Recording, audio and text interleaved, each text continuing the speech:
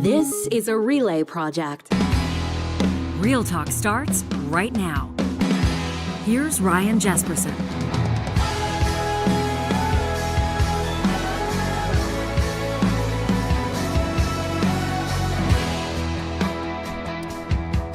Calgary's mayor is looking to get reelected. Not everybody believes she can, but she sure does. Dr. Jyoti Gondek is going to be joining us on this episode of the show. This as her city prepares essentially to welcome G7 leaders. Of course, you know that they'll be gathering, including American President Donald Trump. Narendra Modi is invited. Of course, this is a high-profile summit being hosted in beautiful Kananaskis Country, 45 minutes, an hour-ish outside Calgary. We'll ask the mayor how she's preparing for that, how she's preparing for re-election, and of course, we'll get into some of the questions that I'm sure will be popping up on our Real Talk live chat powered by Park Power. If you're joining us live, happy to have you participating. If you're joining us after the fact, catching this wherever you get your podcast, watching it on YouTube, go ahead and leave a comment on the episode. You never know when those will pop back up at these conversations continue. We're going to take you out to Jasper today, and then an exclusive announcement, a beloved Canadian band announcing not a reunion tour, my friends. They've not played together for more than a decade, but they will be reuniting for one show, a show you won't want to miss, and we're very much looking forward to breaking that news in this episode of the show. A couple members of that band will be joining us in studio. If you have any guesses on who it is, you can pop that into our live chat right now. Some of you have been hitting us up on Instagram and X over the past few days. John, I know that there's a lot of people that are really trying to put this together. Some believe that it may be a big band from like the Burton Cummings era. We've had people suggesting it could be Tupelo Honey that's going to be joining us here in studio. Everybody wondering, and we will have that exclusive coming up for you about a half an hour from now. It's going to be a great show, and we're grateful that you're here with us. This episode is happening with the presenting sponsorship of our friends at We Know Training. You can find them online at WKT.ca. Ever finish a training course in your line of work and wonder, does this actually count for anything? We Know Training doesn't just deliver the training, they deliver proof that you've done the work and that you've earned that credential. It is verifiable, it's secure, and it's stored in your digital wallet, which is how the future of learning should work. We Know Training isn't just another software training company. They're partnering with governments, regulators, and businesses across Canada to manage entire credentialing programs. Think of it basically as plug-and-play training that's built for trust, compliance, and real-world impact. You can learn more by visiting their website. That's WKT.ca. We're talking to you on the 11th of June, which means that we are 4 days away from the G7 summit being hosted in Kananaskis Country. Obviously, the eyes of the world will be on some of the world's most powerful leaders as they gather to talk about international trade, global security, and the like. It's expected to be a bit of a different G7 than ever before, with the American president, Donald Trump, attending amid tensions with Canada. This is Mark Carney's first G7, obviously, as Canada's prime minister. And Calgary's mayor, Jyoti Gondek, is ready for it all, I'm sure, as her city prepares to welcome those planes of the world leaders. It's nice to see you, Mayor. Thanks for making time for us. It's been a while since our paths have crossed. Has been a while. Thanks for having me on, and thanks for getting my mind running in all the directions of which band you have coming on. Oh, yeah. Do you have any guesses? You know what? I have no idea who it could be, but the best fake band that could get back together is Hardcore Logo. So there you go. Yeah, nice draw. I like that one. Well, yeah, the band's in our green room right now. They're having a good laugh at this. So we love the vibe of a show like this. I know Calgary loves the vibe of hosting big events. No stranger, every single July. Your city, my beloved home city, where I was born and raised, hosts the world at the Calgary Stampede. But the G7 is a whole other animal. For those that haven't been in Calgary over the past few weeks, what would they notice is different? What's changed? How is Calgary preparing for this? I would say most people are going to say the motorcade drills that we've been experiencing. So everyone's been caught in one of those, and it backs up traffic for a couple of minutes. But it's really good to see that we are doing those practice runs to make sure everything goes smoothly during G7. We've also put a lot of attention into cleaning and beautifying downtown and surrounding neighborhoods, making sure that everything looks beautiful. And, most importantly, we've got a really solid team with Calgary Police Service, the Mounties, as well as Alberta Sheriffs, who have done an exhaustive plan on how to make sure that everything is safe and secure During the G7, they've identified 3 protest areas in our city, and we are doing our best to make sure that everyone's aware of where road closures may be and to give yourself some extra time if you are going to the airport. So all the logistics that we have to consider are being communicated with Calgarians. Hey, is this true that we're showing right now a photo of former Mayor Dave Bronconnier? They called him Bronco more than 20 years ago, as a matter of fact, white hatting then U.S. President George W. Bush. That white hat has been a Calgary tradition for a long time. I've heard that security protocols is prohibiting the white hat ceremony from happening. Is that true? Yeah, you know what? It's a different world, and Dave looks really young in that picture. He sure does. Yeah, it was a different time, and things are considerably more strict now. So while every dignitary will receive a white hat, unfortunately, we're not able to do a ceremony. Part of it has to do with people's schedules, and part of it just has to do with security protocols. So we will absolutely be sharing with them a taste of Calgary. We'll give them a gift pack, and part of that will be the white hat, but we're not going to be able to do the ceremony this time around. As the mayor of Calgary, obviously the economy is going to be front of mind, and as you're launching your re-election bid, and obviously you're going to be talking to people at the doors, you're going to be hearing from critics. I'm sure that you'll be participating in debates. People will be talking about the economy. They'll be talking about the climate. They'll be talking about security. These are some obviously big picture international applications of those same subjects that'll be discussed at the G7. What's something that you're going to be keeping a keen eye on? What will you be looking for from Canada's Prime Minister Mark Carney, maybe from the American President Donald Trump as well, in the context of your role as Mayor of Calgary? Yeah, and you know what? In the context of Mayor of Calgary, I still have four more months of public service to give to Calgarians who elected me. So I'm very focused on making sure that we are addressing public safety, that we're addressing infrastructure, and addressing the economy. So I think it's really important at G7 and even outside of this summit that we are solidifying our role as a united nation. It is really important for Canada to understand that we have lagged behind other nations in terms of productivity, and that's put us behind. If we actually start building the infrastructure we need to be a strong inland port here in Calgary, if we are able to build the infrastructure to get natural resources to tidewater, those are the kinds of investments that we need to see from the federal government and private sector partners. So those conversations I know will happen at G7. They are happening between municipalities and the federal government as well.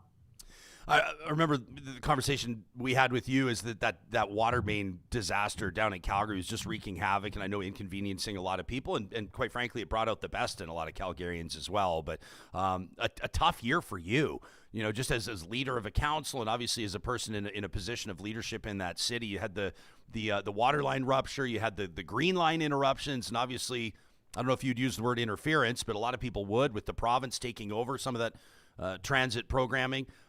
The recall attempt, obviously, people trying to run you out of office, which is a pretty prominent story across the country.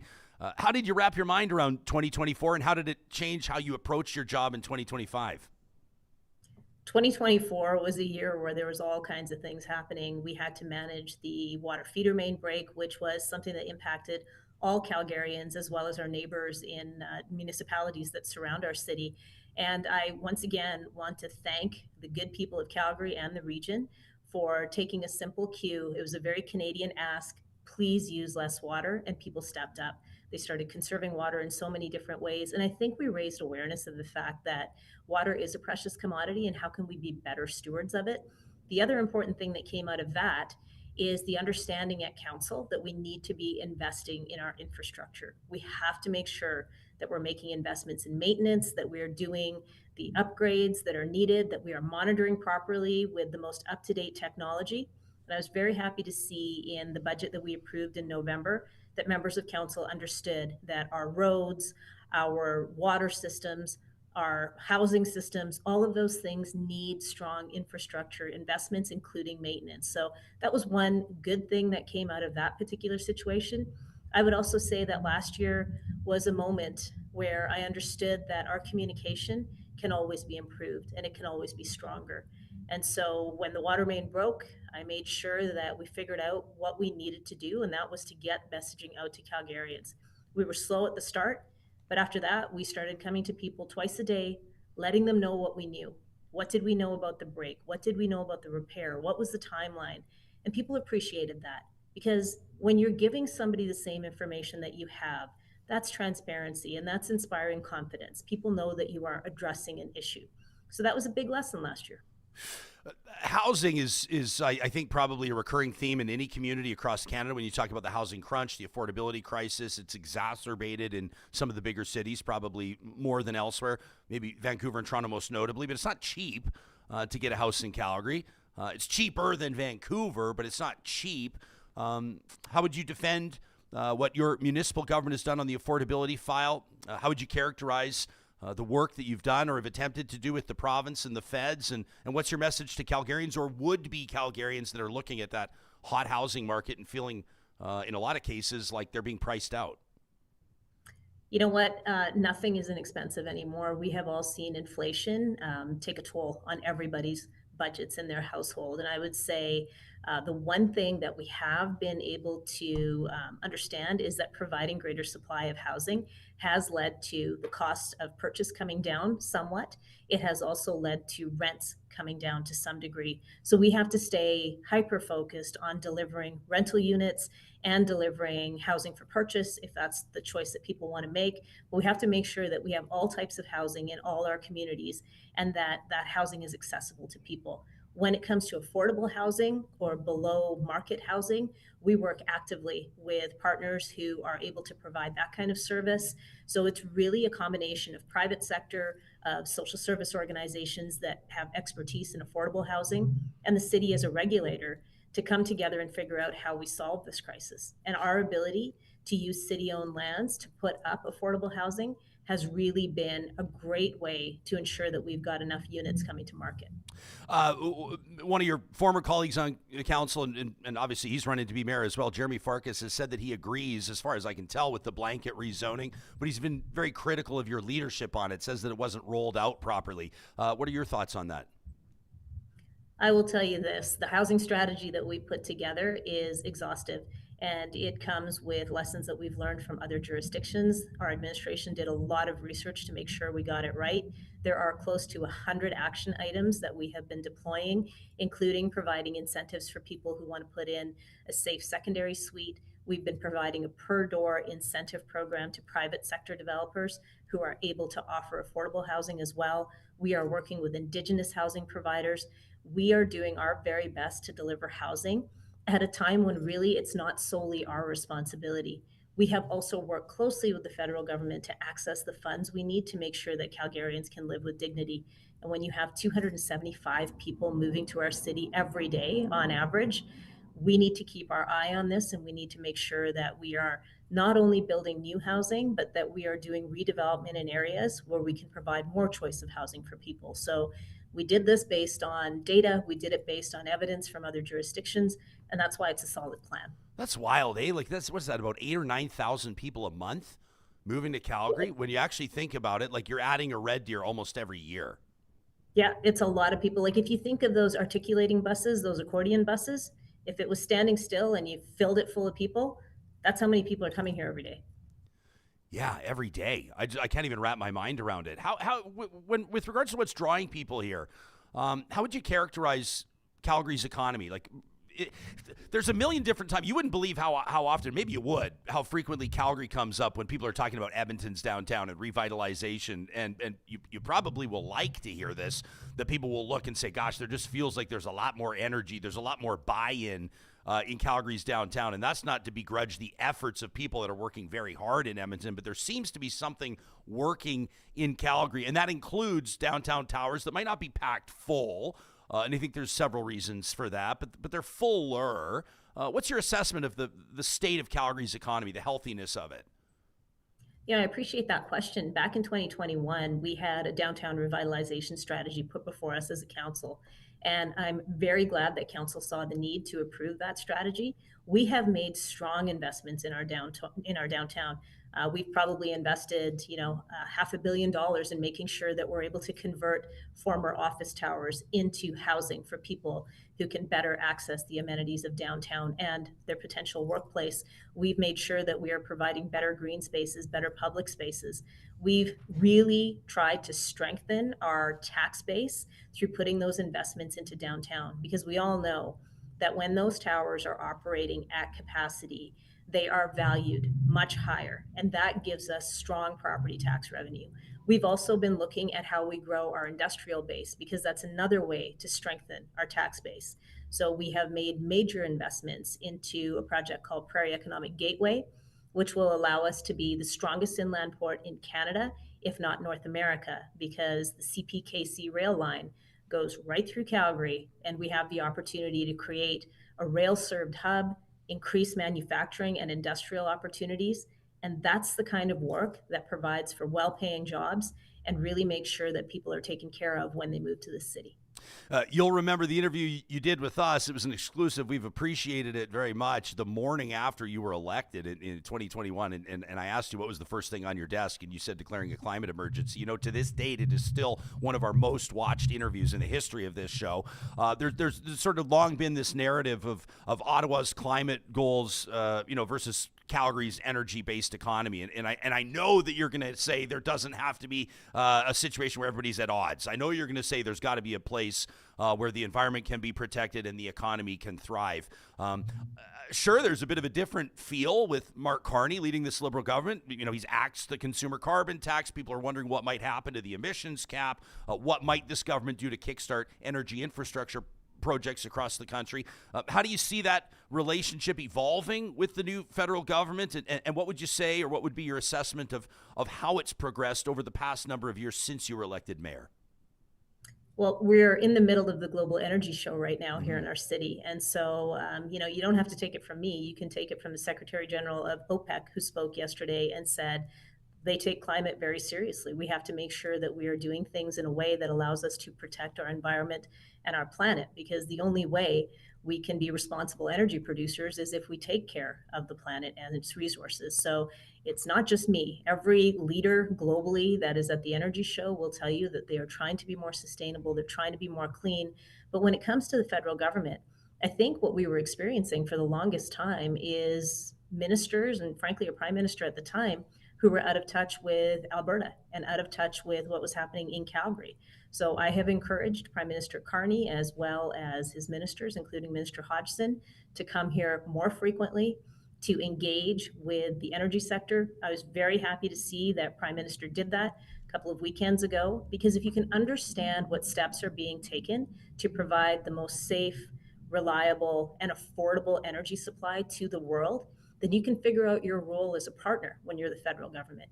If you're choosing only to vilify an industry, then we're not going to get very far. So I'm very interested in seeing what kind of changes we can have that would allow us to be strong producers to the world, and also get those investments that will allow us to deploy technology that is strong at decarbonization and bringing down emissions. So I'm very much looking at this as a partnership. The signals have been good to date. They are talking about us being an energy superpower. You can't do that without the headquarters here in Calgary, and you can't do it without the province of Alberta. So I really hope we're going to build a meaningful relationship here. Mayor, hang tight. I'm going to pay a couple of bills. When we come back, I want to ask you about this Prairie Economic Gateway. I want to ask you about your relationship with the provincial government as well. And the question I think a lot of people are wondering is, why would you sign up to do this again? We're going to ask Calgary's Mayor Jyoti Gondek in just a second, exclusively here on Real Talk. This conversation is happening with the support of California Closets of Canada. You can find them online at californiaclosets.ca. Custom closets and storage solutions for the entire home. Maybe you're thinking of that walk-in closet, that dream closet you've always wanted. Maybe you're thinking of a second bedroom doubling as a home office. That Murphy bed, the one that drops out of the wall, could be perfect for you. And maybe it's your garage. It's long been neglected. You'd love to be able to spend time out there, right? Maybe put a TV out there, a dartboard, or maybe just be able to find your garden hose when you need it. California Closets can build and design anything to fit your space and your budget, and it's guaranteed for life. All of it manufactured right here in our home province of Alberta. You can request that free consultation today by visiting californiaclosets.ca. Speaking of energy, our friends at Kubi Renewable Energy, Canada's fastest growing solar company, they are hiring right now across Alberta and into BC. Check out their website, Kubi.ca. That's Kuby.ca. Johnny showing us some of the sickest, cleanest installs you've ever seen. Beautiful drone photography for those of you watching us on YouTube right now. Kubi's looking to add team members in all areas of their operation. Check out Solar by Kubi. Click on careers, and you'll be able to see the postings up to the minute, including those of you that are watching in Calgary right now. They're looking for an electrical engineer to join their team. You can check out the full roster opportunities again at Kubi.ca.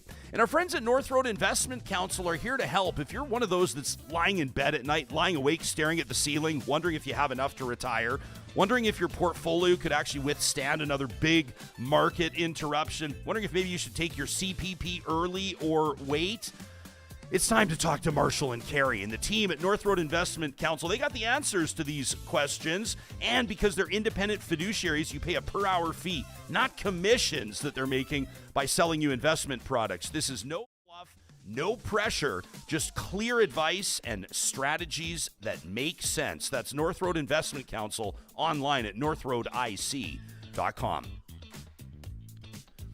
Our guest, Calgary Mayor Dr. Jyoti Gondek. Obviously, everybody's been talking about eliminating interprovincial trade barriers, and we've been talking about finding new export markets, and we've been talking about the disruption in the White House, and I guess maybe the opportunities that it provides as Canadians look to explore different ways of doing business. Talk to us about this Prairie Economic Gateway. What's this all about? Yeah, you know what? When you look at the fact that 2/3 of our national GDP is heavily reliant on trade, we've got to be doing everything to make sure that we're investing in trade infrastructure. So Calgary has long been known as a strong inland port. We have an incredible international airport. We have strong road networks for trucking, and we have the Canada Pacific Kansas City called CPKC rail line that runs through our city as well. With the merger of those two companies, we now have markets open to us from Canada to the US and into Mexico. With that understanding, there is a private sector group called Shepherd Development Corp who wanted to create a rail served hub along that line. So what they want to do is make sure that they can locate key tenants along spur lines from that main line. These would be tenants who absolutely need rail cars to come into their business. So they would bring in raw materials, those would be assembled into something, packaged, and then put back onto that rail car and shipped out to wherever it needs to go. So it is a really good opportunity for us to increase our industrial base. That was the kernel of the idea. And what we did together with our partners at Rocky View County, our neighboring municipality, we said, this sounds like a good idea, but let's make a broader play. Let's extend this area beyond just Shepherd Development Corporation. So we have lands on the east side of our city now, which are designated to be industrial and manufacturing lands and potentially welcoming of data centers and AI as well. We're going to be able to do all kinds of incredible work. We're going to be able to drive local manufacturing. I mean, I was just looking at your ad that you did for Kubi. They were talking about solar panels. The majority of those products are made in other places. The vast majority of that stuff is made in China. Why don't we get back to doing that in Canada? So this is an incredible opportunity to increase our productivity, to create well-paying jobs. We're looking at about 30,000 jobs coming out of this project and about $7 billion worth of economic impact. And it strengthens supply chains and offers logistics options. So when you've got a strike at a seaport, this gives you an alternative. Have you felt like the province, in all of Premier Danielle Smith's advocacy for Alberta, her list of 9 demands to the Prime Minister, her trade missions or appearances down at Mar-a-Lago and at the inauguration, has her work been in conjunction with efforts that you and your colleagues at council have been making? Do you feel like this provincial government has been looking out for the best interests of the city? How would you characterize the state of that relationship right now? I would say relationships between federal, provincial, and municipal governments always have a little bit of strain to them because we're all trying to look out for the best interest of the people we serve. And what's ironic is we serve the same population. We just have different mandates. I would say that this provincial government has been excellent to work with on many projects. So with Prairie Economic Gateway, we've got ministers who fully understand the opportunity here and the prosperity that it'll bring to our city and our province. So that's been fantastic. When we had the water feeder main break, I was able to call Premier immediately, and she had her government do the emergency alert. Minister McIver, when he was municipal affairs at that time, stood by us in our response to that particular emergency. And then we've been welcoming in folks that are fleeing wildfires. Last year in particular, it was Jasper, and we worked very closely with the provincial government to take care of people that were coming here. So in many ways, we have a good relationship. There are always strains, though. We are seeking more investment in infrastructure. We feel that we are not being given a fair shake as municipalities in this province. And from an ideological perspective, I can't change someone's ideology. What I need to do is make sure that I remain neutral. I need to remain nonpartisan and advocate for the city of Calgary and its people, and that's what I do. Is that tougher than ever before, though? It's like partisan politics are working very effectively right now. And quite frankly, not just in Calgary. People across Alberta are looking at this next election that's coming in October. It'll be here before we know it. And they're looking at the folks, in particular, mayoral candidates that are running with teams, with political parties, the first time we've seen it at the municipal level, and perceiving that they have a very big advantage from fundraising, from branding, and the like. I also hear from other incumbents, including some Edmonton city councilors not running again. I'm not speaking for them, but I have heard people say anecdotally they don't want to sign up for this anymore, whether it's an adversarial relationship with the province, whether it's a dismal budget forecast, whatever the case may be, they don't want to do it anymore. Heap on to that the fact that you had protesters hanging out outside your home. You've been abused online time and time again. You've had some pretty high-profile critics, real players in the energy industry that have been coming for your head, quite frankly, Mayor, for a few years now. What made you decide to sign up to do it again? What tipped the scale for you? What was that tipping point when you decided to run again? Well, there's a couple of things in all of that. What you see online isn't always reality when you're out in community. So I make every effort to be out in community at events. I make every opportunity to engage with business leaders.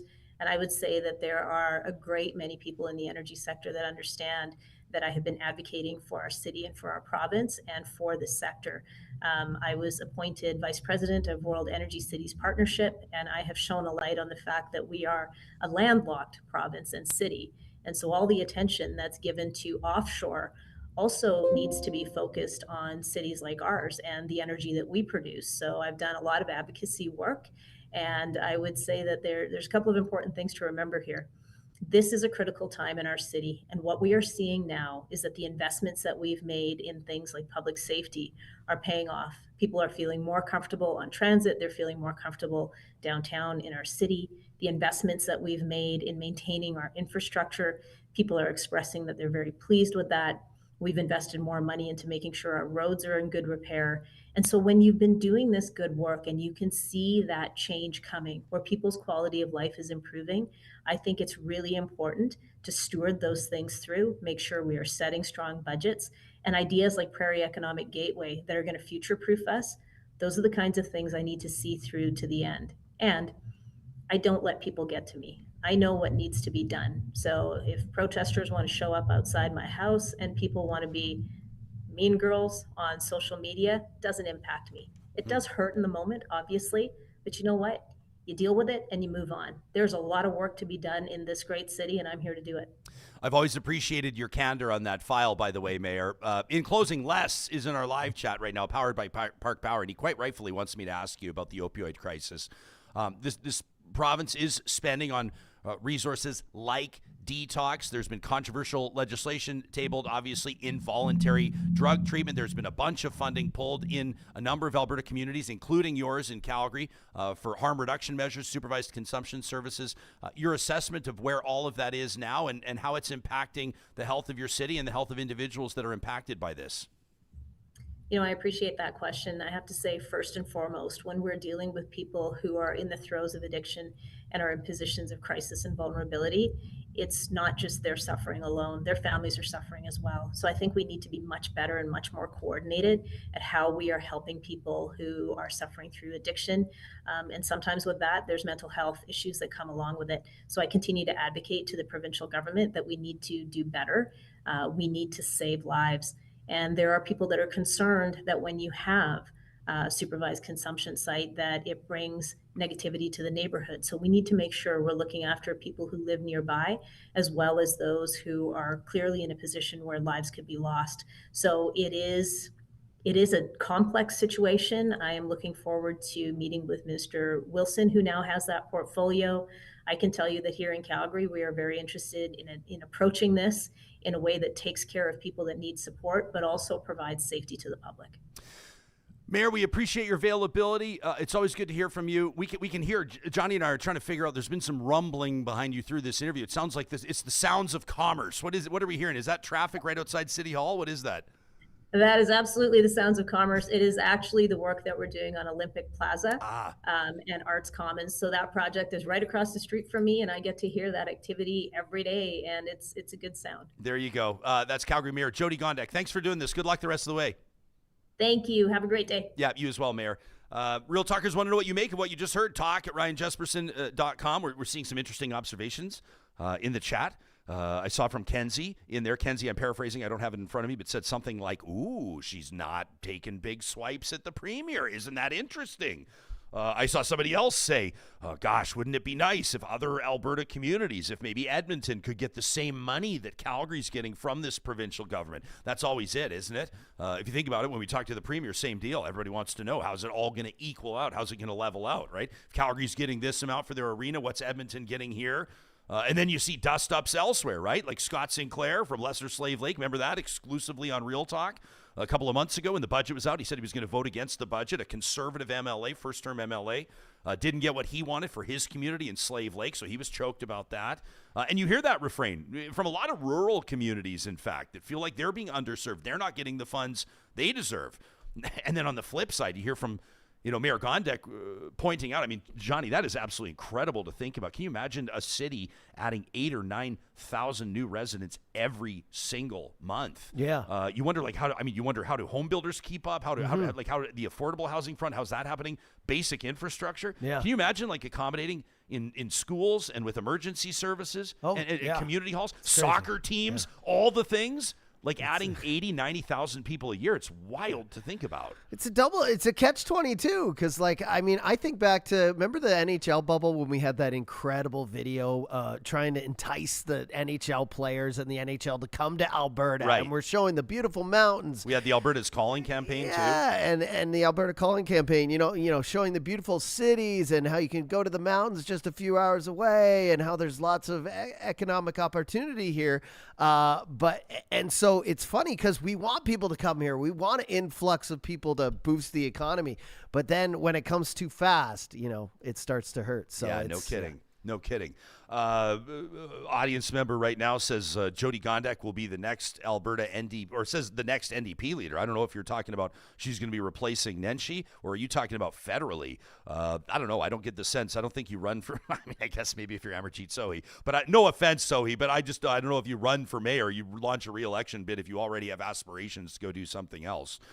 Michael in our chat says, I really hope that the mayor Gondek continues to stand up to the province for the original Green Line plan. I know that has been contentious. That's been a story. We didn't get into it too much. Wanted to hit about 20 things with her, but that Green Line thing, right? You remember Minister Devin Dreeshen comes in and basically says it's been an absolute clusterfuck, basically. So the province has taken over the Green Line plan. We're taking over the planning. We're going to take over the administrative. We're taking over the build, basically. And a lot of people went, the province is ponying up a lot of cash for this, and that's what they got to do. They got to come in and sort it out if they're unhappy with it. Other people are going, isn't this Danielle Smith's whole thing about governments staying in their lane? Didn't she want Ottawa? Doesn't she want the feds to stay in their lane? Is this really the province? Isn't the province veering out of its own lane on the Green Line thing? The vibe I get from the mayor today is that she's, I wouldn't say conciliatory, but she sure is talking in a cooperative type of a way. Sure. Right? She didn't come on here and throw hand grenades at the premier. She didn't throw hand grenades at the new prime minister. You kind of get that sense that's going to be the tone, not just of her next 4 months in office, but obviously of the tone of her re-election campaign as well. For sure. You're going to see all the candidates down in Calgary. You've got several. You've got Sonia Sharp, who's a councillor who's got some momentum behind her. You got Jeremy Farkas, obviously a friend of this show as well, who I think has a very good shot at it. This is going to be a hotly contested race in Calgary, and every single one of those candidates, just like they are right now in Edmonton as well, with Tim Carmel and Andrew Knack. You remember our interview with Andrew Knack just a few weeks ago, I guess, when he announced that he would indeed run. He wants to be mayor of Edmonton. What was one of the biggest things that we talked to him about? One of the biggest things he reiterated, he's like, I can work with the province. I can get deals done, because their political opponents will want you to believe that progressives can't work with conservatives, that conservatives won't work with progressives. And as a mayor, you got to prove that you can do it, or your city's going to suffer. You're not going to get that funding. Let us know what you think to talk at RyanJespersen.com. Of course, I know a lot of you, most of you will be hearing this interview later in the day. Christine's in here cheering. She just says, green line all the way. I think she's probably looking forward to when that's going to be finally built out. Isn't it nice when a transit project finally wraps up and is running nicely? I mean, at least I've heard. I've heard that's pretty cool when that actually happens. Hey, coming up in just a second, Sharon, we see your guest in the live chat. No, it is not the Guess Who. Somebody that's got going it. to be joining us in studio. Somebody got it. Don't say the somebody name, got but it. yeah, somebody got it. I think they got to get 5 points at least on the Real Talk scoreboard for that. An exclusive announcement. We're going to be hanging out with a couple of Canadian rock stars here in just a second. A band that we have known and loved and have not seen play together in more than a decade, but they're back, baby, as announced exclusively in this episode of Real Talk. First, it's Wednesday, which means it's our pleasure to take you out to Jasper National Park and remind you about some of the incredible memories that lie in wait for you and your loved ones. It's MyJasper Memories, proudly presented by our friends at Tourism Jasper.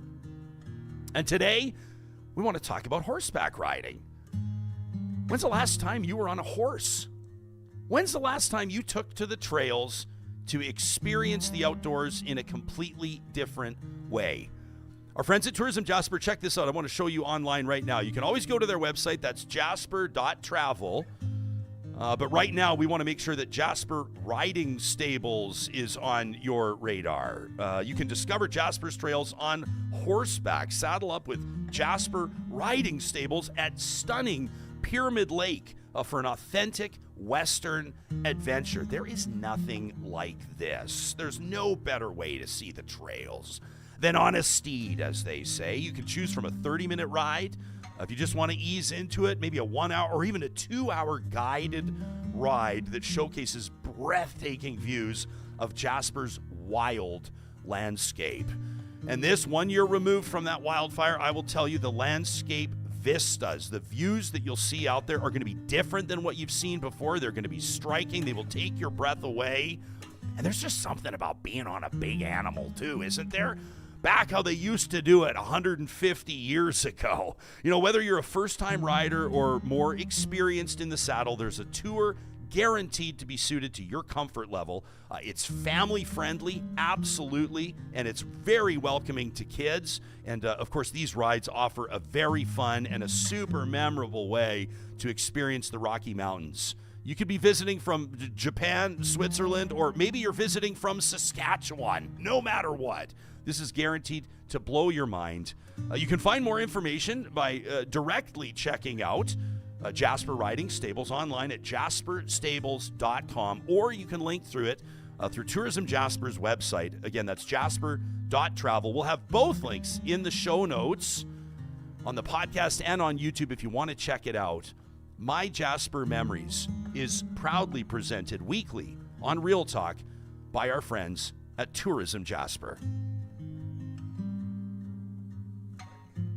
If you don't say it to me.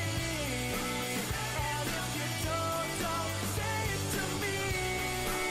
I think I've said enough. You should know that if you're not in love, it's worth a lifetime waiting for you to say it to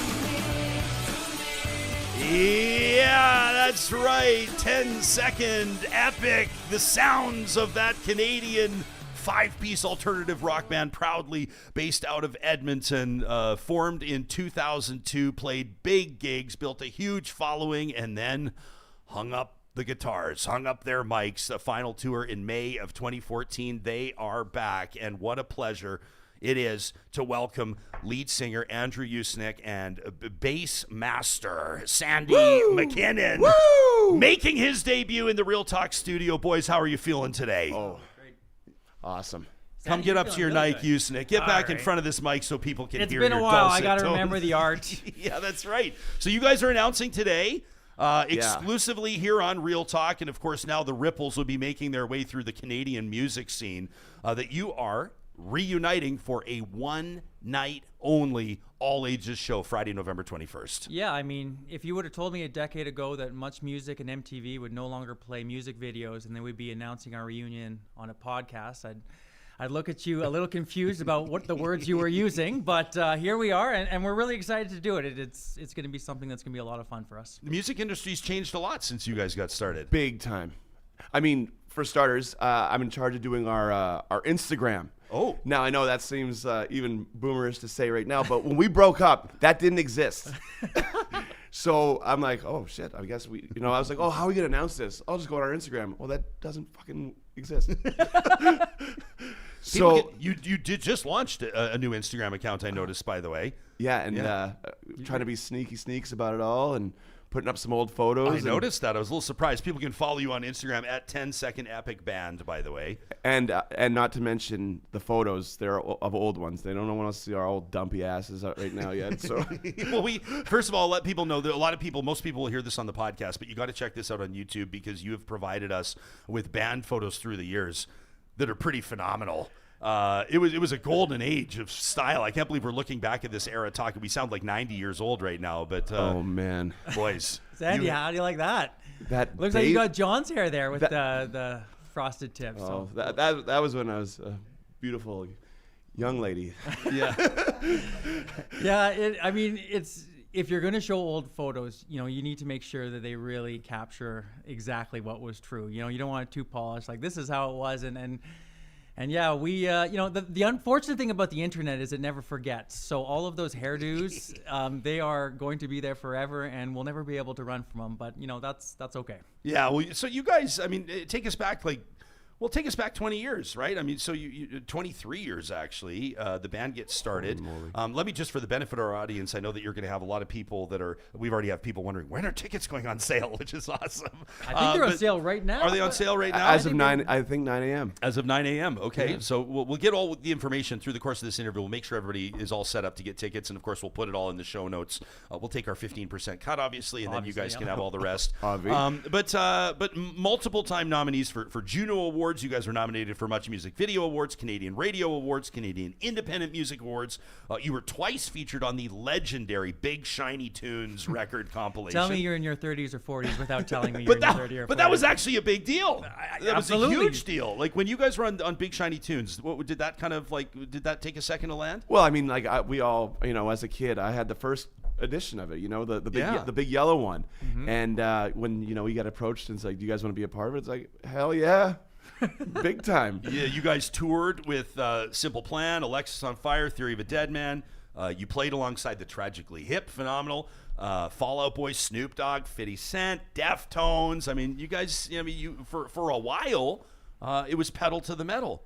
And then all of a sudden, what? Everybody decided to pursue careers outside music and have families? What was it? Yeah, I think, putting out 4 records was amazingly special. I mean, the music industry has never been one where you have a lot of longevity.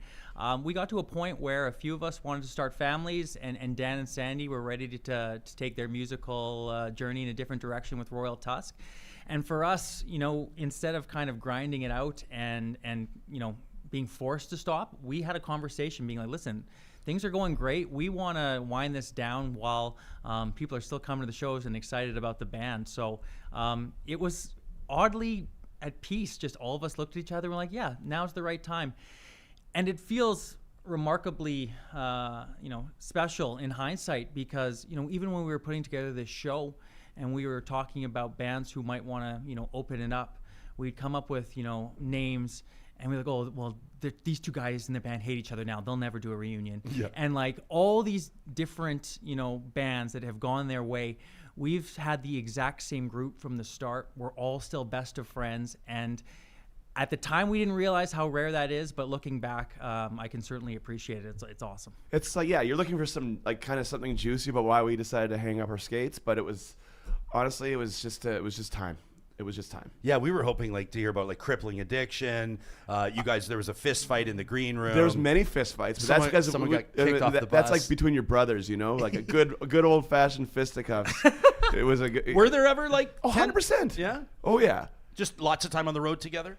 Too much time together. But it's like one of those things. Like when you go and beat the living shit out of your brother, 5 minutes later, it's like it didn't even happen. And a few words, and it's like, yeah, we're good. It doesn't matter. Maybe we just needed to do that. So where did the idea of and by the way, not a reunion tour? Why just one reunion show? Well, I mean, that's we've actually been thinking about this for a while, but life gets in the way. First and foremost, Dan and Sandy are still very busy with Royal Tusk. They've got a tour schedule. They're putting out records. They've been crushing it. The other three of us have been shooting out kids left, right, and center, and that gets a little bit busy. And unfortunately, we've been dealing with some pretty serious health issues in the band, both directly and our immediate families. So we've had a bunch of great offers over the years to play some festivals, and the timing was never right, so that when we found this window this coming fall, we kind of just looked at each other and said, listen, let's not wait for the perfect fit of everything coming together. Let's just do a headline show at a club. What comes after that, we'll see. But, for now, it's just been so hard to find a time that worked that we just got excited about the fact that we got a window, let's take it. And if this is the only thing that ever comes from it, I will still feel completely fulfilled by playing one more time.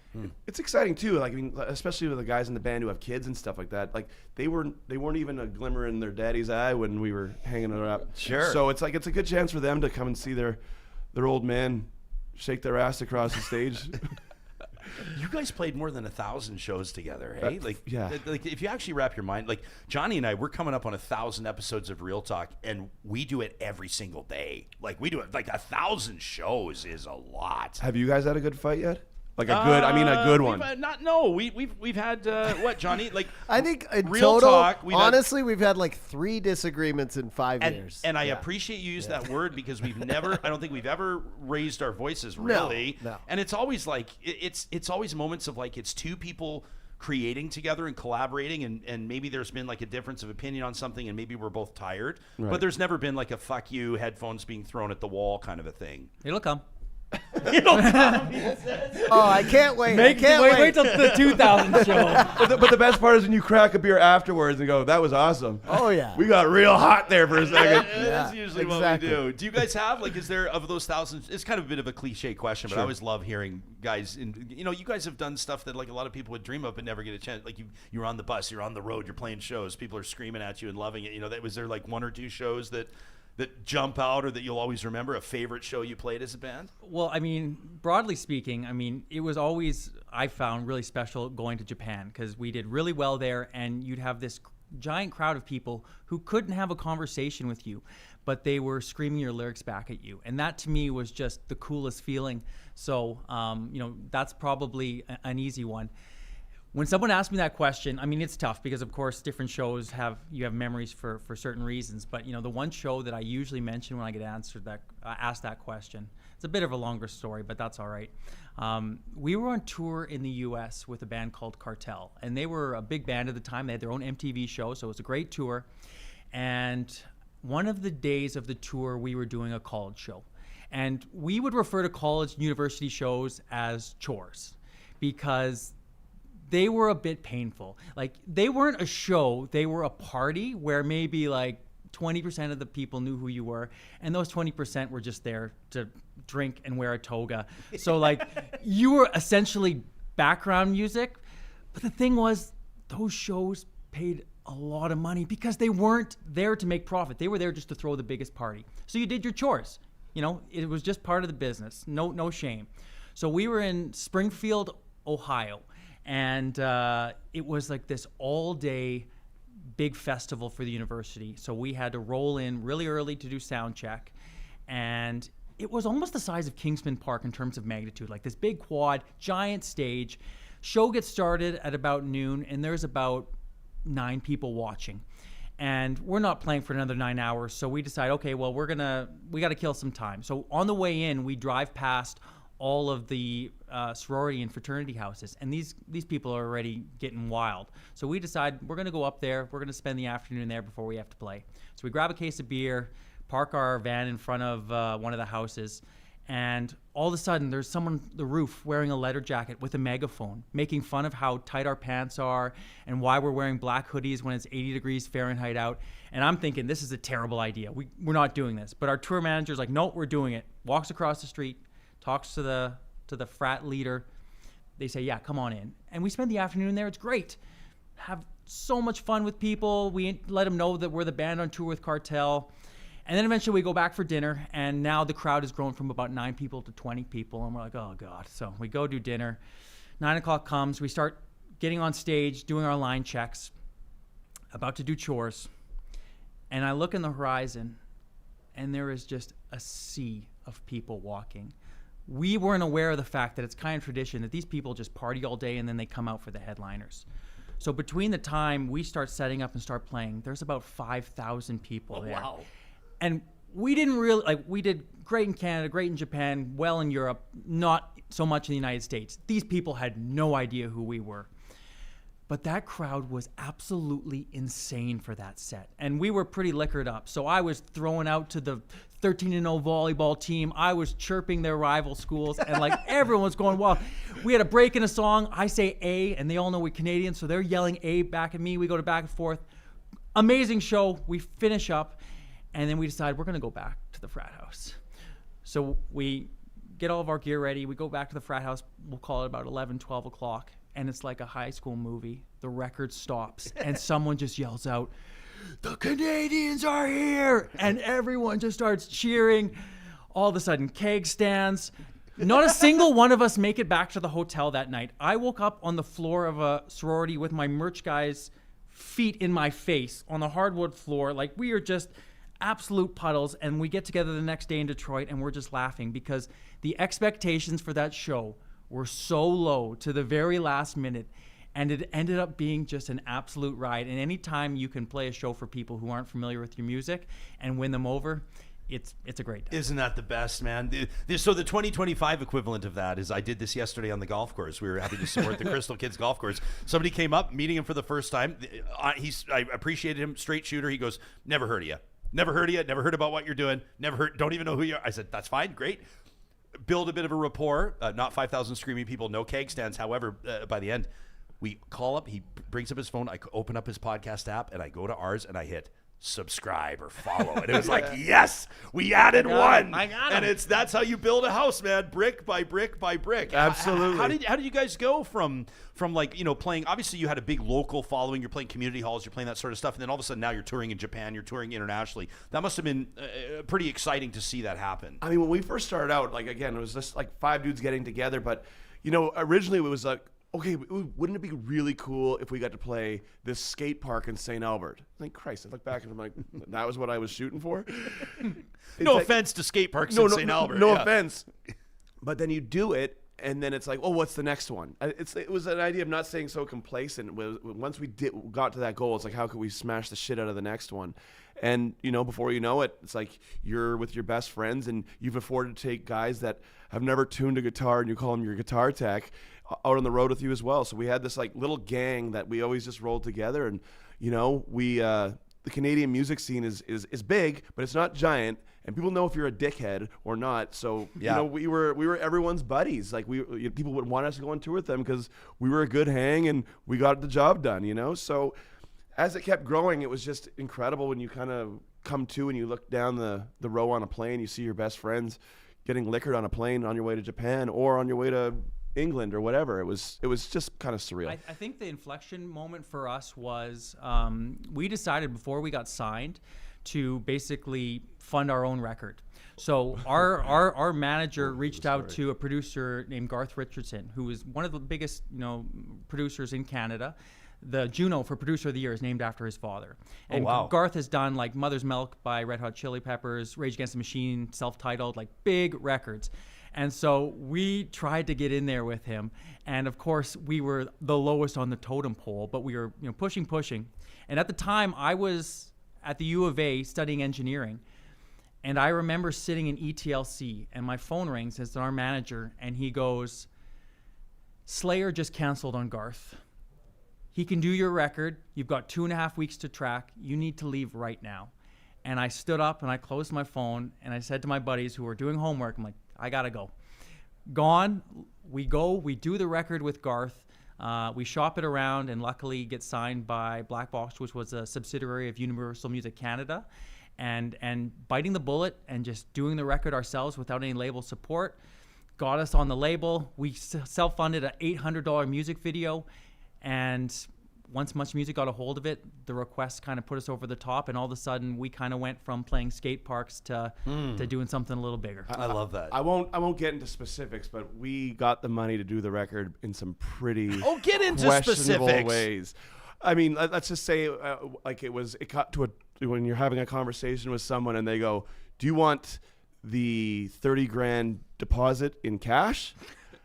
And I was like, no. Like actual cash? And then me going back to the van, because we were packed and ready to go. I'm like, I have to have this one last meeting.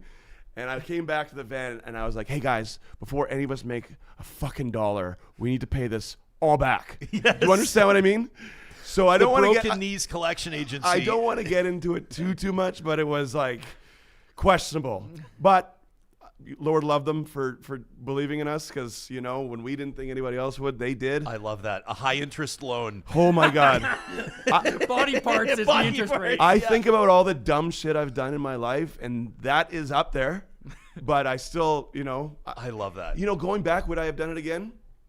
Yeah, I don't know. I'm 40 now. Maybe a good ass kicking is what I need. In our live chat powered by Park Power, Cam in a pizzeria says, I just hopped on the live stream hoping that this was Sandy announcing a solo project, but I will take a 10-second epic reunion. He says, dust off the hair straighteners, boys. That's right. You guys are Studded gonna- belts, If I hair straighten, straighteners. I'll look like Legolas from Lord of the Rings, except the ugly elf, not the pretty ones. Did you like you were talking about you're a little banged up on stage, partying this, that, and the other? Did you ever have a limit of how hard you would party on stage, or did you go at it like we've heard of like the true legends like the Keith Richards or the guys that'll be up on stage? I'm no legend. Let's get that straight Because like I will right now. just give people a peek behind the curtain. You and I know each other pretty well. You are a very highly respected city builder. You're steering a big company, a development company.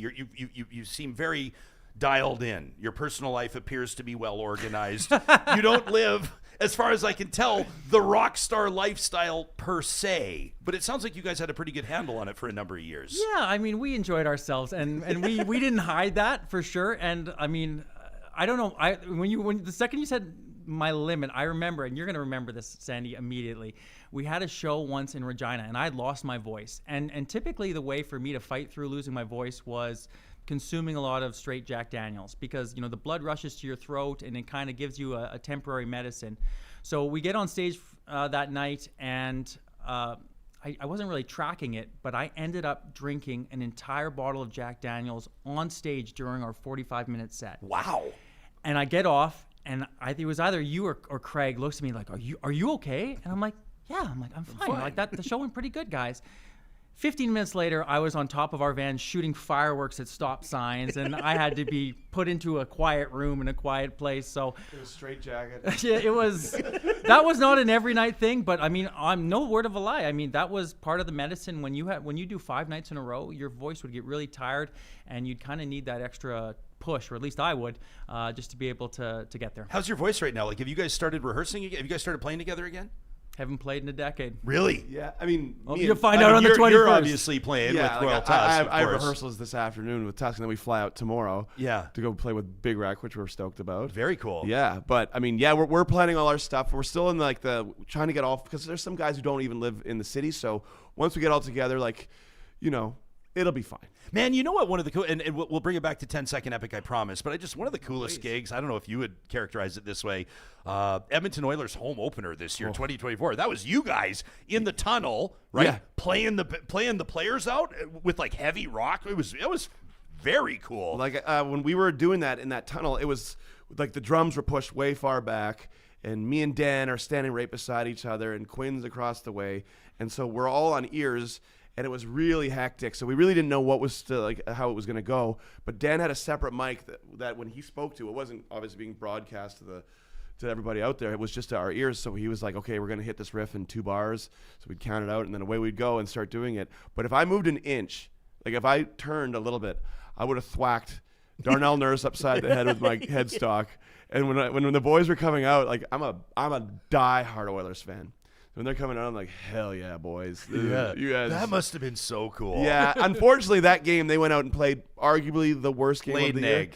Oh yeah, I was there with my son. It was brutal. Oh yeah. There's nothing worse. I know. How's the Oilers' record as far as you know in games in which you've sung the national anthem? The Oilers are 1-0 when I sing the anthem and 1-0 when 10-second epic plays there. So I think it's a Royal Tusk thing. Sorry, Sandy. But it was great when I sang the anthem at the Oilers game. Wayne Gretzky was the coach of the Phoenix Coyotes, and we were playing the Coyotes. And so I'm wearing my buddy Ryan's Wayne Gretzky jersey. There you are, buddy. Look at that. Well, yeah, that's then, but that's not the jersey. I was sitting in the tunnel waiting to go out, and someone from the Oilers group comes up to me like, "Hey, like, all right, you're gonna have to switch your jersey." I'm like, ha, ha, ha. He's like, "No, change your jersey." What? I'm like, "What do you mean?" And he's like, "He's the coach of the other team now." I'm like, "You got a statue outside." He's Wayne of fucking you." Gretzky. Yeah. What are you talking about? And they're like, "You gotta change your jersey." I thought they were like just joking with me, and he's just standing there just staring at me, and I'm like, all right, hand me another jersey. So I went out in that jersey instead. But walking off the ice on the other side was the away team, and Wayne was there, and I shot him a wink. So that was good enough. You should have went tarps off. I should have gone Be like, tarps "Oh, off. fine, I won't wear anything." Did you guys ever have like a? I mean, we rattled off some of the bands that you played with, you opened for, toured with. I mean, obviously for me, the Tragically Hip jumps out just because of their legendary status, and who doesn't love Gord or connect with him? I have to think that. Being adjacent or anywhere near Snoop Dogg would be pretty incredible. You guys have been around the music industry for a long time, but were there any moments where you got a little starstruck, or there was somebody that you were around or playing with that kind of resonated with you more than the average musician? I mean, exactly what you just said. Like, having Snoop Dogg walk by you on the way up to the stage is surreal. Or having a conversation with Fergie backstage at what was that, Virgin Fest in Montreal? Well, with Snoop Dogg, I mean, I think John has a picture, but it was a weird festival where there was a point. I guess I can talk freely. There was a point where we had a circle passing around a joint, and it was Snoop Dogg and his crew, Randy and Leahy from the Trailer Park Boys, and us. Like, this was just, we're like, cancel the gig. Like, let's just do this all day. So that was cool. I don't know. Did you ever get starstruck by anyone? Or? I mean, even to this day, I still almost feel like I'm going to puke before I get on stage. But Is that right? Yeah. Oh yeah, big time. I mean, and I think that's a good thing. I hope that feeling never goes away.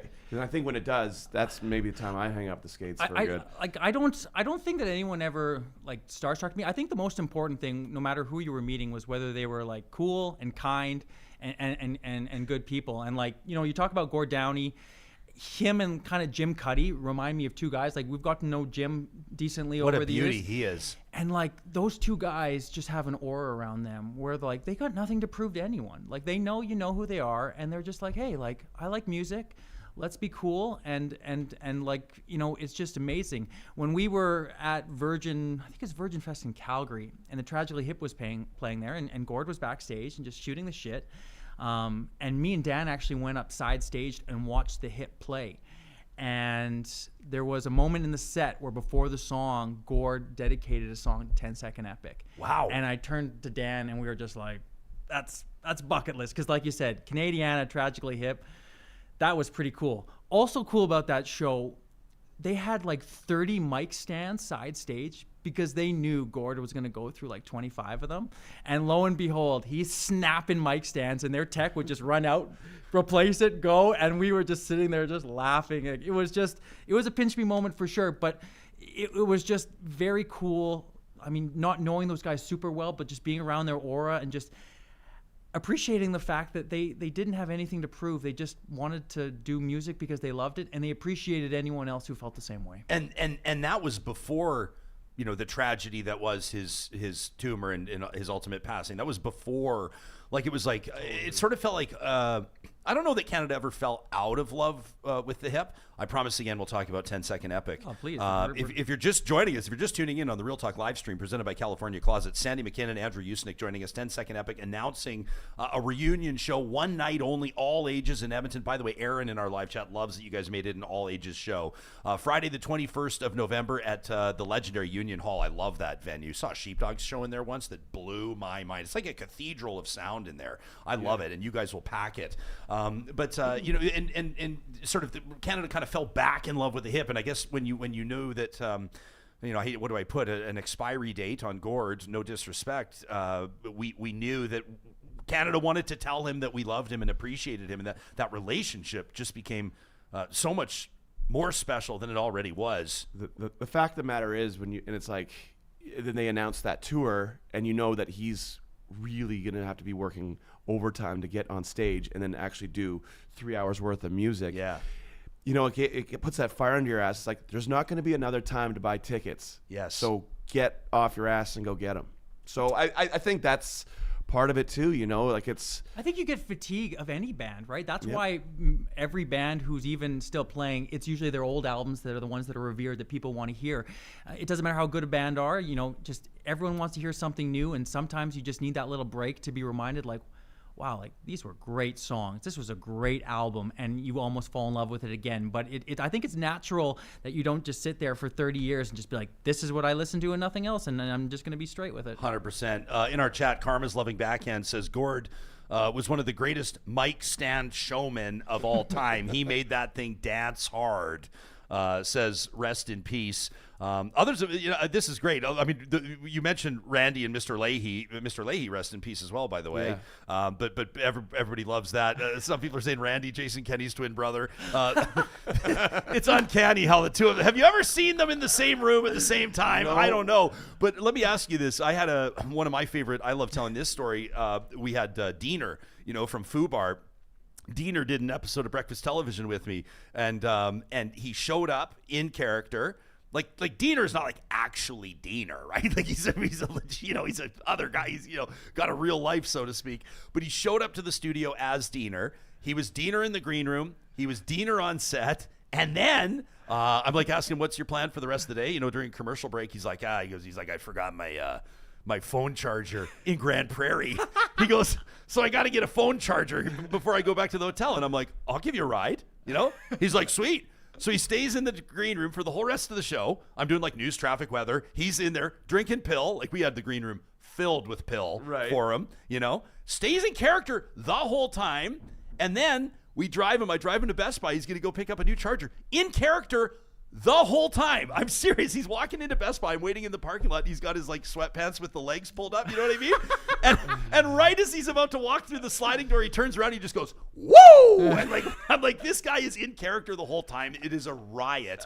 Randy and Mr. Leahy, in character as your passing joints with Snoop Dogg, or no? No, I mean, Mr. Leahy, R.I.P., was is like a straight up like thespian. Like he's an actor. Like he's a well respected actor. He doesn't drink, didn't smoke. He doesn't drink. Didn't drink. And he was absolutely the kindest guy you've ever met. Randy was like not like the character he is on there, but he likes to go out. I've had those two at my bar on White Ave at the Buckingham, and they've come and they hung out. They did this thing called the Cheeseburger Picnic, and they'd come and do this like kind of like a signing and like a little comedy thing. And yeah, like afterwards I was like, okay, I guess me and Randy are tying one on. The Trailer Park Boys would be at a lot of the music festivals in Canada, kind of as the hosts, and like we'd go to Bubbles Bar in Halifax.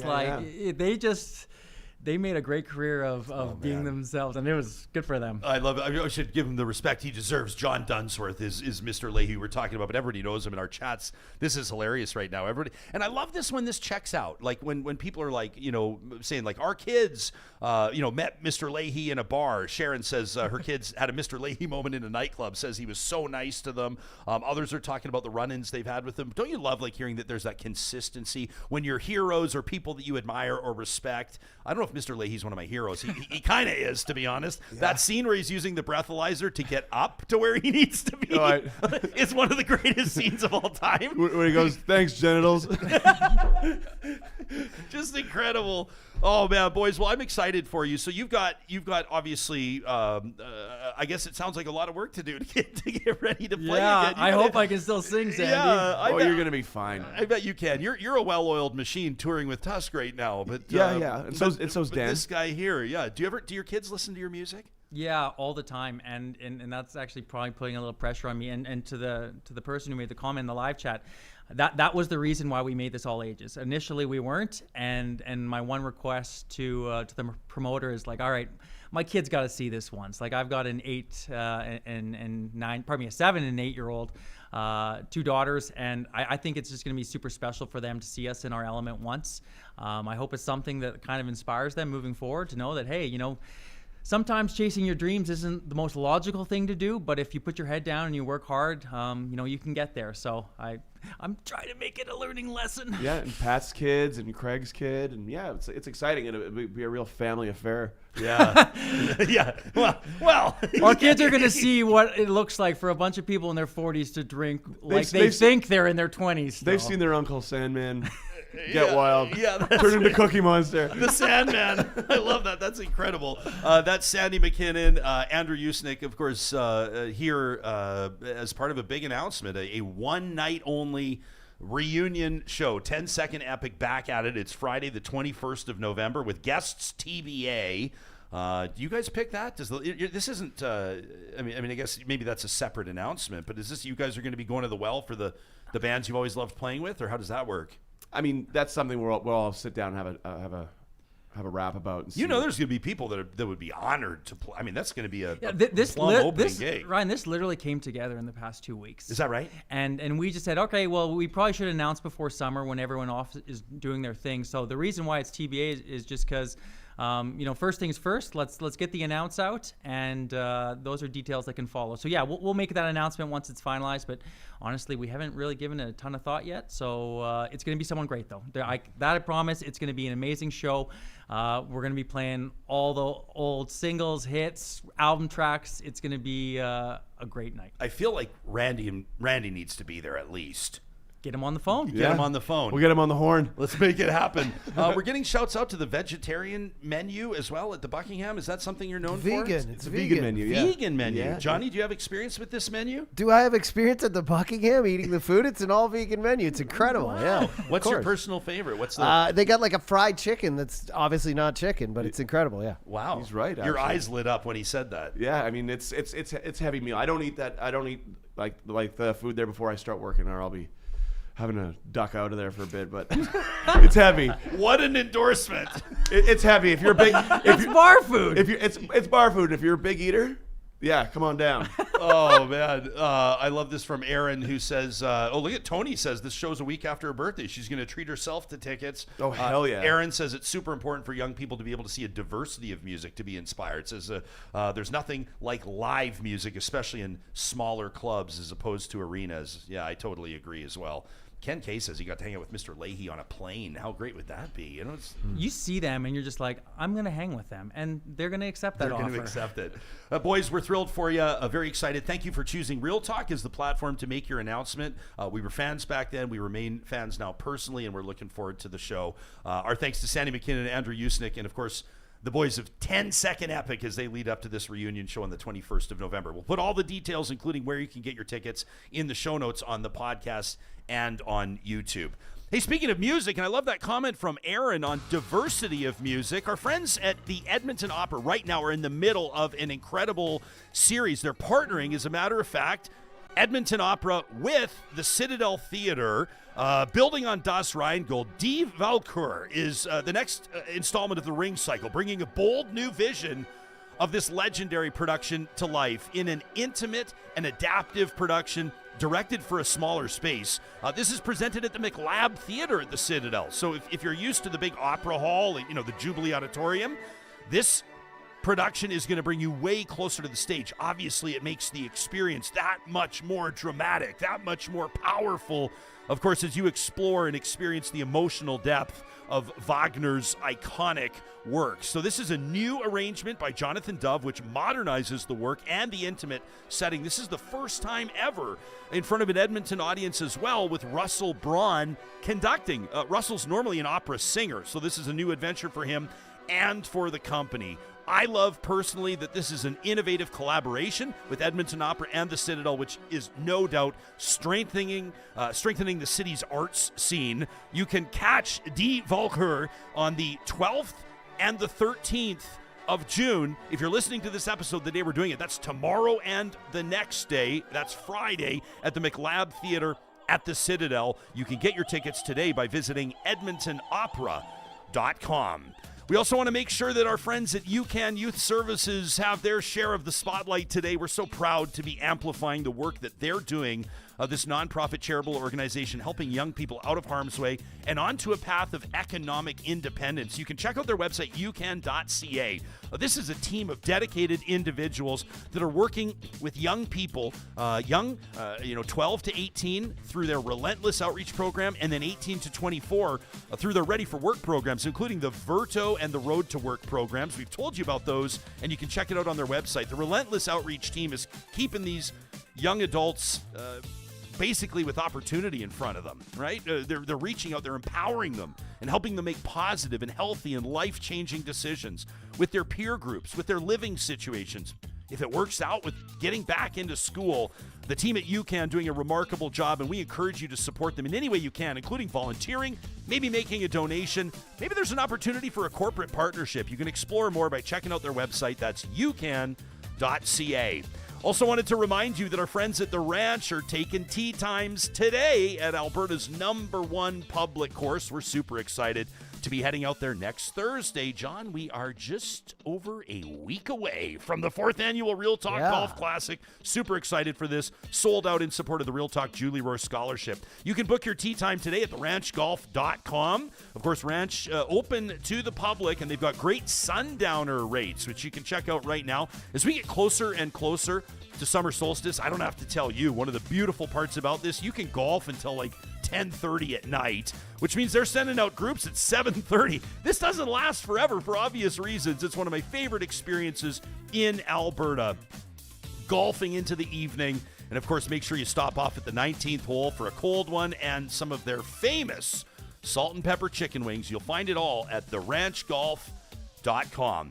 And a shout out to our friends at Athabasca University and the class of 2025. AU is celebrating the hard work, the determination, and the passion of their graduates. Hundreds and hundreds from across the country that have been pursuing their post-secondary journey on their own terms. You can open up your options with the online offerings at Athabasca University, including that AU MBA. Such an incredible opportunity for those of you that may not otherwise be able to attend post-secondary for a number of reasons. You're looking after your parents. You're looking after your kids. Maybe you don't live anywhere near a post-secondary institution.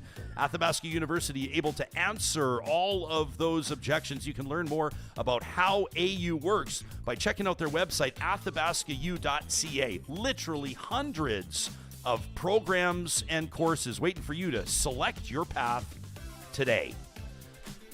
Oh, man, now I'm hungry for Buckingham. They don't open till 3. How have you done to me? You and I have never. I had no idea that they had a vegan menu at the Buckingham. For people that don't know, it's one of the more legendary pubs on White Avenue, upstairs. Yeah, and live just shows. A great crew there, live shows. Yeah. I'm realizing as we're talking, it's probably obvious that I'm jonesing for a visit, for a return to the Bucky. We were just talking about how, the 3 arguments we've had in 5 years. I didn't want to create a 4th, okay? I know you were. I know you're not big on the vegan food source.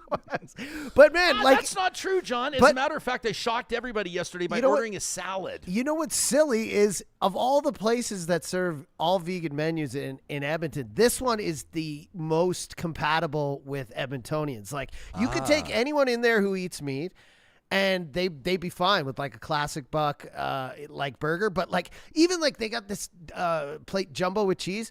It's a East Coast approved donair with vegan meat in it. Wow. Yeah, and it'll surprise you. Like the chicken. I mean, I don't know if you could do a blind taste test with someone who is a connoisseur of meat, but man, the donair is incredible. It tastes like a donair, I can tell you, from when I used to eat the full-on donair. But it's absolutely incredible food. And then I also wanted to mention, you said the smaller venues. Union Hall's a big venue. Yeah. What would that I don't hold, want to 2,000 maybe. I don't know their exact. I'm but just saying, with the comment in the live chat, I think is when they compare a smaller venue to an arena. Yeah. There's just, obviously the arena and the stadium shows bring their own. Yeah. You see what Beyonce or Gaga does with the big stadium shows. But Union Hall's big, 2 floors. Venues, oh yeah. Yeah, and the sound there, production is incredible. The screens, the stage. I mean, I played there I DJed there for almost 6 years, and it was like I picked that venue to be the resident because it was just so incredible. The production, the lighting, the sound, everything is just amazing. So it's going to be an awesome show. Yeah, very much looking forward to that. We did want to get up to speed on a couple of things, a couple of items in the news, just as we kind of shoot the shit as we do on this show, and in particular, and I don't know, Real Talkers, if you've seen this. But we were talking to Chris Alexander on our most recent episode. That would have been the 9th of June. Former Canadian diplomat. It told an amazing story about going for a walk. This sounds like getting murdered. When I say going for a walk in the woods with Vladimir Putin, that sounds like you're getting murdered. But he tells us this story. I'm right? not going for a walk. No, he's like, oh, you got to listen to the episode. It was a wild story. He's talking. This was kind of before Putin was like Putin. You know what I mean? But still was Putin. You get what I mean. And this was in Kananaskis like 23 years ago as world leaders were gathering then. And he tells the story of what he was picking up from the Russian leader and the advocacy that he was doing on behalf of Canada and the international communities. Definitely listen to the full interview. But we talked to him as well about what's happening in California. And I thought that Chris, former immigration minister for Stephen Harper, right, a former conservative immigration minister, offered some really great insights into what Donald Trump is doing, not just in California with the National Guard breaking up these immigration protests and the like, but wild. bigger picture across the country, right? Yeah. And Gavin Newsom, the Democratic governor of California, who obviously has, and he wouldn't say this so cynically, he would never acknowledge this, but some real political opportunity here amid the riots, amid the chaos. This is very good for Newsom politically, and he's spoken just hours ago in a speech. We're talking to you on a Wednesday. This was Tuesday night. Basically says this isn't about protests here. I'm referencing Times reporting at time.com. He says it's not about the protests in Los Angeles. When Donald Trump sought blanket authority to commandeer the National Guard, he made that order apply to every state in the nation. Governor Newsom trying to get the attention of the rest of the country, right? They've described these ICE raids, that's the Immigration and Customs Enforcement, as an escalation and a brazen abuse of power that the governor says inflamed a combustible situation. Mm-hmm. Well, there was this Those raids video. are getting wild. They're taking off their ID tags. Man. They're wearing masks. 100%. I don't think anyone that does that it knows that they're doing something by the book. And so this is where this video comes in. You know the one I'm talking about. So this was shared by Don Winslow, who's a journalist in the United States. And this is not him that you're going to hear from. But he shares this video. I don't know who this individual is. As far as I can tell, this is a member of the public that has not been identified, or at least wasn't in the post that we saw. But this is an impassioned plea. Even if you're listening on the podcast, this is a demonstrator that is staring down like dozens, you're going to see them in the video, dozens of National Guard members, of troops. And he's basically talking to them as a fellow American. I thought it was one of the more powerful 90-second unscripted moments that I've ever seen. Check this out. You should be standing here with us. You're on the wrong side of history. We know you got a job to do, but you took an oath to the Constitution, not to the fascists in the White House. Think about what you're doing now. Think about what this means. Coming into our community. Peaceful fucking community. People working their jobs. They send in men in military fatigues. Weapons of war into our communities. And you stand here and you allow it.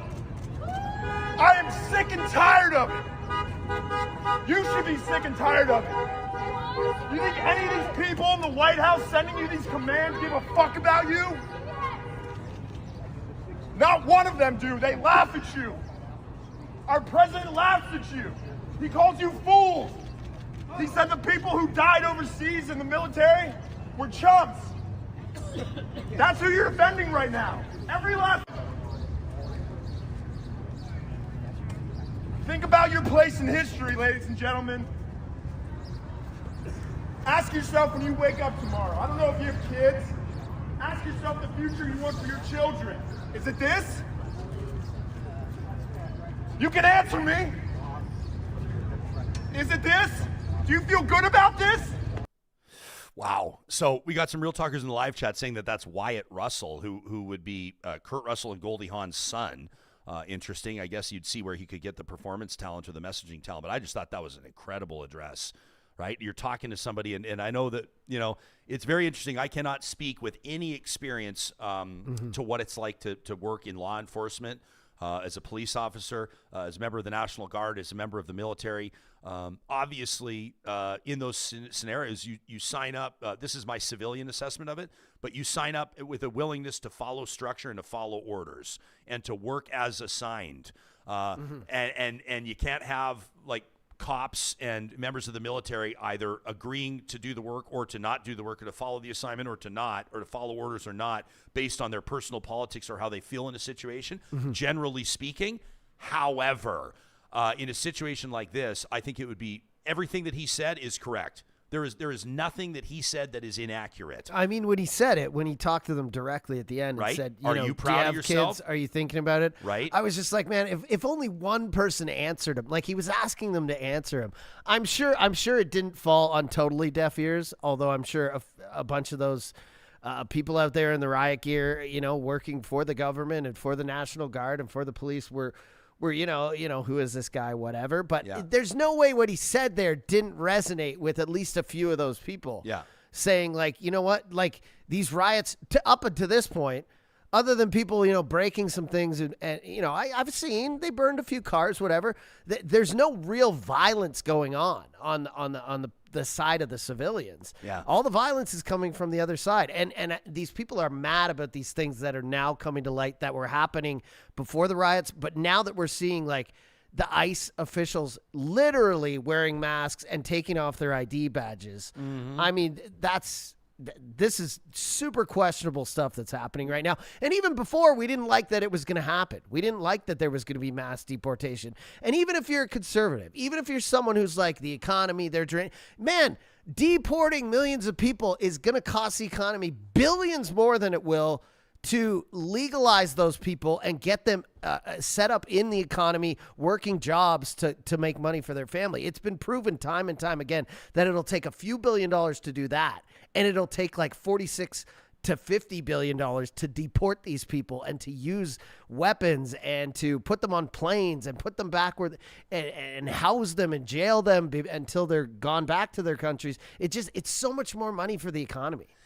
And everything you're saying is accurate, and that's also just one angle. Like, even just talking about the tone that this is creating, what sort of an impact is this really having bad. in really communities? bad. What message is this sending to people around the world? And I mean, you say, you go, and even conservatives, right? Like, you could see Chris Alexander when we talked to him on the 9th of June. Check out that. I love that interview. Yeah. By the way. I thought he was really solid. Conservative on here, pissed off about it. But he's like Donald Trump is not a conservative. You know, he's like, this is something that should be concerning everybody. And you use big words, right? Like, you know, we joke on this show. People call this show communist, fascist, socialist. We're all the things.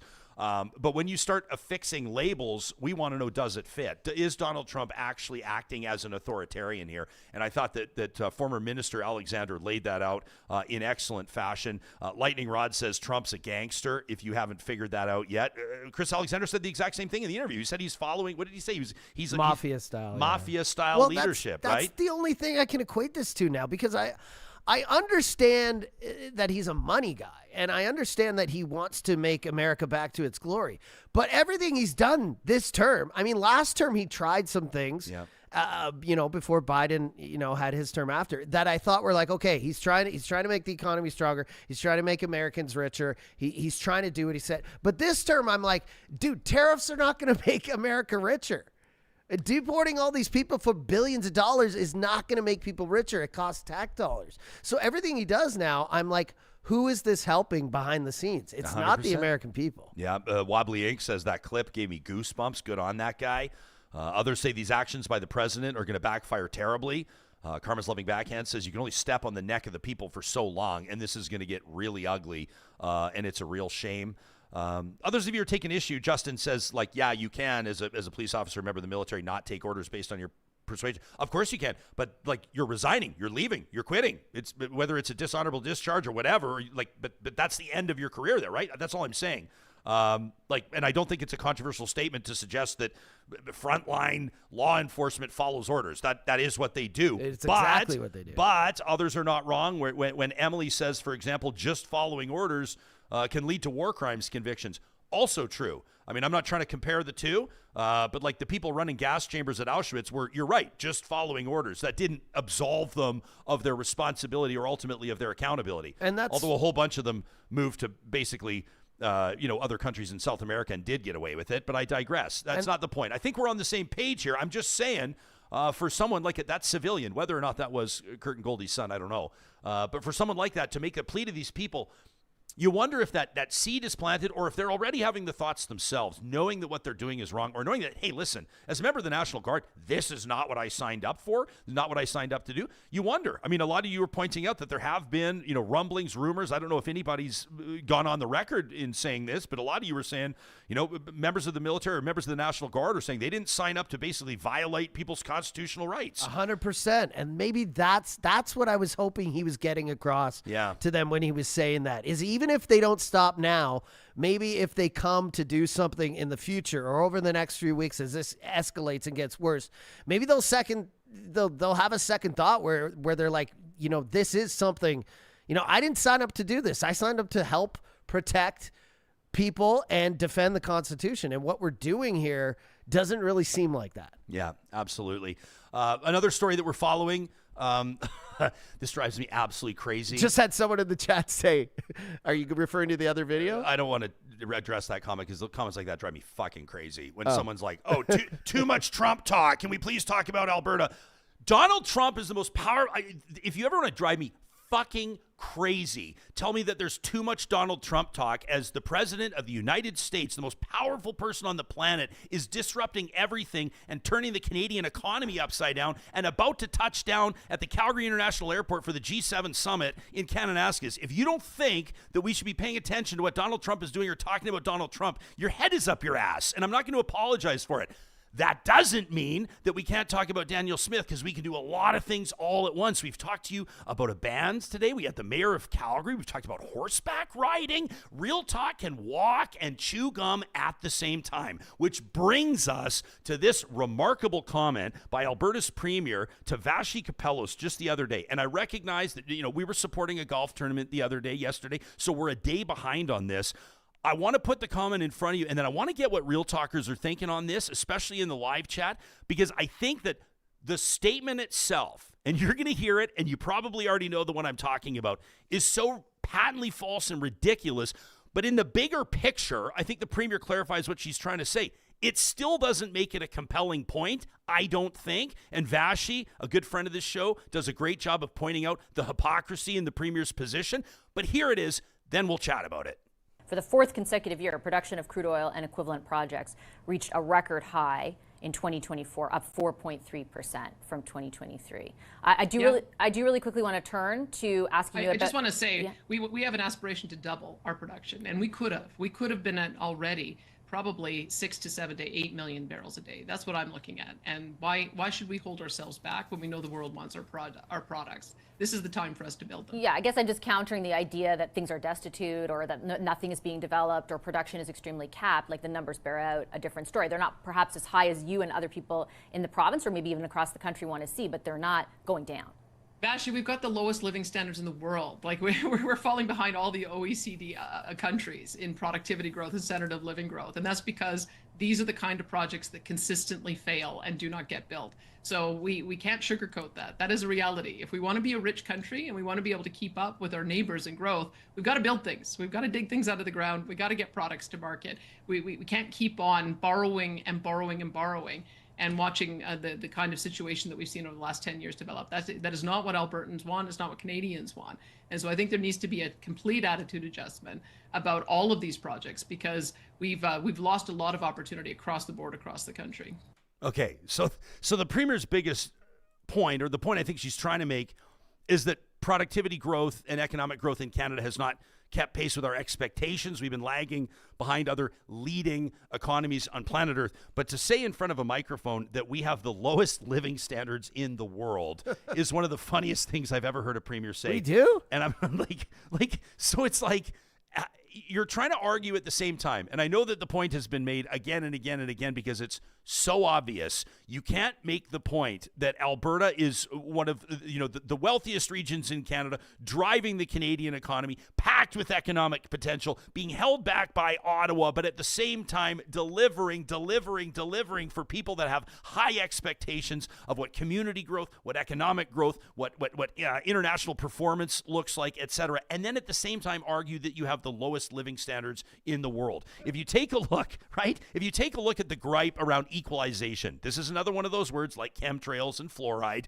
Equalization is a word that can bring out the battiest comments you ever did see. But Alberta is constantly complaining that we're sending too much to Ottawa, right? And what is that? We all know how that works. That's people paying their personal income taxes. That's what that is. That's not the Premier of Alberta writing a check to the Prime Minister of Canada for however many billions of dollars. It's people paying their personal income taxes. So when you are a have province that's contributing to equalization, that means that people are working and people are earning great salaries and they're paying their taxes. Now, that's not to say that Alberta's been treated completely fairly. There are many compelling arguments to be made that Ottawa does owe Alberta a solid. What that looks like remains to be seen. That's what we talk about on this show every single day. But you can't argue that a have province that's paying its taxes to Ottawa because people are gainfully and wonderfully employed across the board, not to say some people don't struggle, and then argue that we have the lowest living standards in the world. It's ridiculous. It's like we got all the oil, but I had no hot water this morning. Yeah.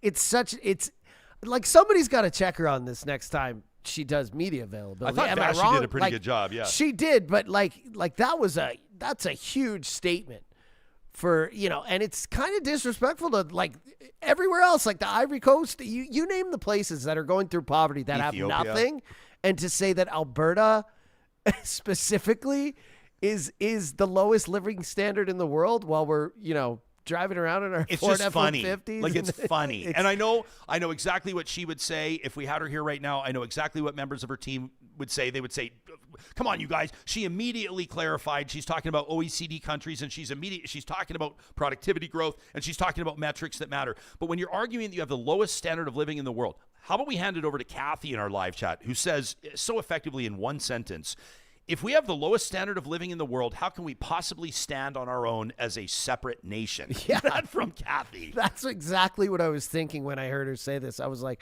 okay, so we're screwed, but let's go become our own country. Like immediately our monetary system will be worth nothing. Tony does point out that we are winning in the number of measles cases in Canada. Tony, I saw a number the other day. I haven't seen it up to the day, so correct me if I'm wrong, but we are neck and neck with Texas right now. Are we? We're neck and neck with Wow. This is not a race you want to win. We're neck and neck with Texas right now on measles cases, and the population of Texas absolutely dwarfs Alberta's population. Jillian says, can you imagine living outside Alberta? Well, let's ask our audience members that do. Let us know what you think to talk@RyanJespersen.com. Jillian says, imagine living outside this province and listening to this nonsense.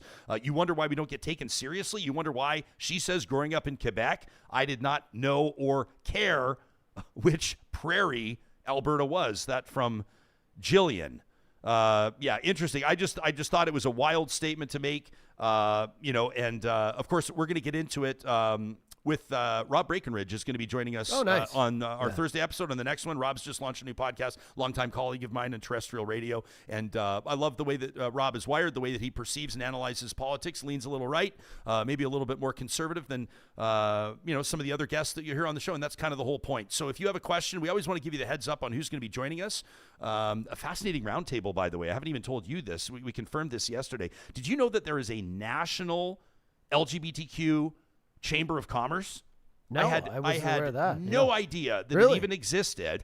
And during Pride Month, they're having like their annual meetings, like gathering, gay, lesbian, bi, trans business owners across the country to talk about business, commerce, the economy, trade, through that lens, which I think is going to be fascinating. Yeah. So we're going to present a special edition of the Real Talk Roundtable. That's coming up 2 episodes from now. That'll be on the 13th of June. Make sure you check that out. We always want to give you the advance notice on that. We love when you take the time to submit a question ahead of time you'd love for our guests to answer. You can do that via the contact link on our website, RyanJespersen.com. Email us directly to talk@RyanJespersen.com, or leave a comment on our YouTube episodes. We get to as many of those as we can. We want to reply to as many comments as we can. And of course, that's a great place as well to submit your flamethrower, presented by the DQs of Northwest Edmonton and Sherwood Park on our final episode of every week. Your chance to give us your hottest takes and blast them out to your fellow Real Talkers.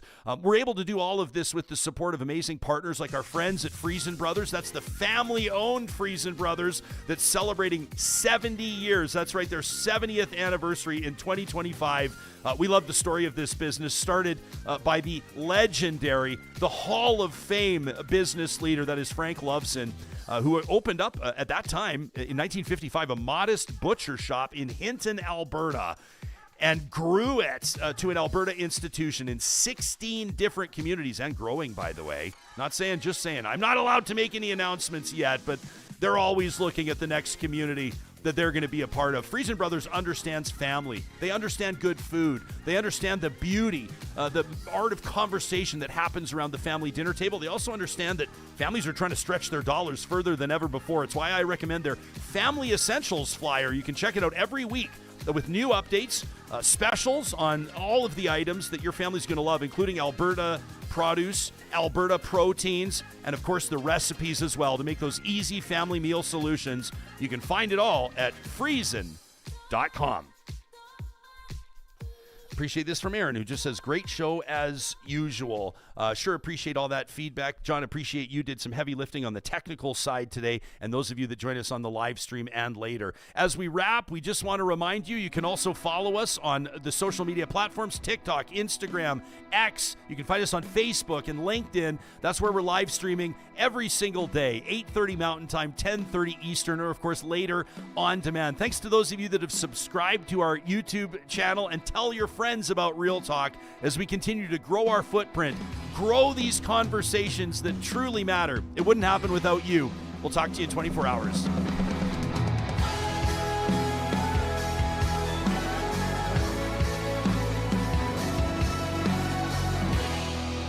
Real Talk is hosted by Ryan Jespersen, executive producer Josh Dunford, technical producer John Hicks, general manager Katie Cook-Chivers, account coordinator Lawrence Derlego, human resources Lena Shepard, website design Mike Johnston, voiceover by me, Carrie Skelton. Real Talk's editorial board is Supriya Dwivedi, Ahmed Ali, Brandy Morin, Ann Castleman, Corey Hogan, Harmon Candola, Catherine O'Neill, and Chris Henderson. Member Emerita, Julie Rohr. Real Talk is recorded in Edmonton, Alberta on Treaty 6 territory, the traditional and ancestral territory of the Cree, Dene, Blackfoot, Saulteaux, and Nakota Sioux, home to the Métis settlements and the Métis Nation of Alberta. Real Talk is a relay project. For more, check out RyanJaspersen.com.